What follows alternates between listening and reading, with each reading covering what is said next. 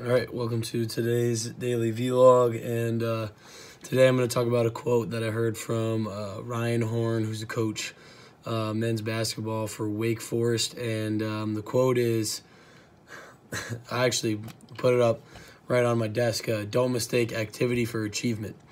And I think that's really important just because you're doing things and just because you're in action does not mean that you're actually accomplishing anything. That could pertain to your training, that could pertain to your lifestyle, that could pertain to your knowledge, your education. For example, I guess this is one good way to put it. During finals week, right?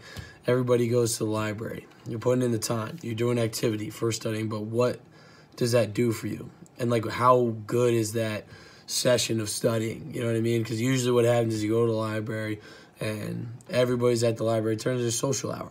So even though you're putting in the activity of studying, that doesn't mean that you're going to get the achievement. You know what I mean? That achievement isn't there. What type of studying did you need to put in to get the achievement you wanted? Instead of working from activity to achievement, or work from achievement to activity, right? So what's the achievement that you want? What's your goal? What activity do you need to do to get that?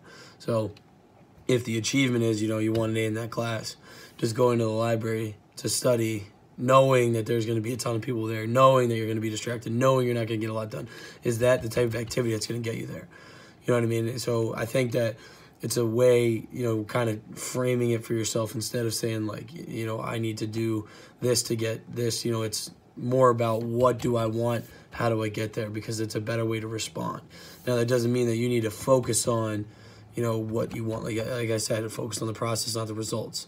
But you still need an end goal, and how they describe it is, if you are walking, and you want to walk, and somebody tells you, walk to the other side of the room, and then they put a chair in front of you, well, what do? You walk around the chair. And then you can go to, the end of the room. You know how you need to go around the chair because you know the end point, the end destination. But if I say walk forward and I put a chair in front of you, you go around the chair, but where are you going? You know what I mean? If I just told you to walk. Okay, well, walk where? And then you put a chair. Well, just because there's a bump at the road, you don't know where to go. You don't know your end destination, your activity. The activity that you're doing doesn't correlate with the achievement that you want. So how powerful that quote is, to me, it's just resonated in what I needed to hear today. And that even comes to, how I try to continue to educate myself in the sense of, reading and listening to podcasts and whatnot. And, for me, sometimes I feel like I have to read today. I got to do something. And, you can get to points where you're not in the right state of mind, or you're too tired, or you're too busy, you're thinking about this, you're thinking about that, and the activity of reading, right? But am I really taking in that information? Am I really actually grabbing that information and processing it? Is it resonating in me? And sometimes it's not, because I'm, tired, or this, or my mental energy, or however much of mental energy I have, would be better spent doing something else, and it happens a lot, but those times when I can read and I'm truly reading to get that, take something in, look at things from a new lens, learn about something new, see how I can integrate and possibly help with, the way I train my athletes. I think it's essential, you know what I mean? But that goes back to the activity achievement, dynamic. How does the activity, what is the activity of reading this book? What is that going to do to help you achieve what you want? Well, what I want is I want to help as many athletes as possible, whatever their need is, at whatever time and wherever they're at. So, if by me reading this book, or, taking whatever knowledge I'm looking at right now, is this worth my time right now? Is this worth my end game knowledge? Is this going to help me in some way, fashion, to help some other athlete get where they want to go? Just me reading, this article on, Twitter, right, by, some guy about their opinion on Olympic lifting versus not Olympic lifting. Is that going to help me in the long run? Is that really going to help me determine what I need, what I need to do in specific situations that are depending on the environment to help the athletes that are in front of me? And at a point in my life and at a point in my career, it 100% did. And I've read a lot of those. But that topic for me, I feel like I've made my decision. So now, for me, it's learning about the ankle and the foot complex. Learning about the interactions of, your foot into the ground, your foot impulses in the ground. Learning about how to develop youth. Learning about creating simpler programs. Learning about setting standards.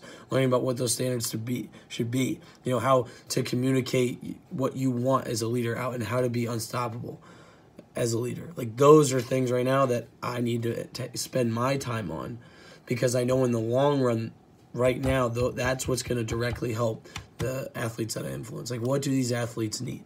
You know what I mean? And a good example, too, is there's a kid I'm training right now, a 7th grader, and, he was, I had him come through the first 2 sessions, and it's by himself. I'm early. I don't want to do personals, but it is what it is. I'm not going to say no. So he comes in, and the first 2 sessions, I'm trying to, teach him how to do this, teach him how to do that. I'm trying to integrate a little bit, get him to buy into me, buy into what we're doing, by doing some sprint drills, doing some jump drills, some sprint mechanic work, and I'm not getting the buy-in. And, we're doing the activity, right? We're doing the activity, but what's the achievement? Like, what am I trying to do? I'm trying to help this kid develop not only into an athlete, but into a man, and to actually enjoy the process of training.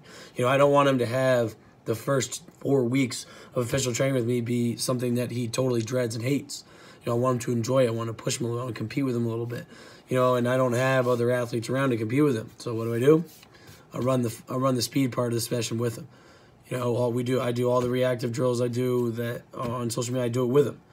I race him. You know what I mean? I'll do chase sprints with him. I'll compete him in jumps. You know what I mean? Just, I'm obviously, physically going to beat him and whatever, but that's not the point. Like, the point is it's driving him to compete a little bit. It's like, hey, all right, like, you start up there, I'll start back here. Or, hey, I'll start up here, you try to catch me. Or, hey, you jump when I jump. Or, hey, you move how I move. Or, all right, now your turn. I'm gonna move how you move. You create something. And the buy-in on that, from what I've seen from him, that type of activity, that's what's getting the achievement. You know what I mean? That's the achievement that we want. So I think for anyone out there, like, begin to frame what you're doing. Understand clearly what your goal is, what the achievement that you want is. And the activities that you do, they will match up to what that achievement is. You are what you constantly think about. You are what you constantly think about. Make it happen. Have a good night.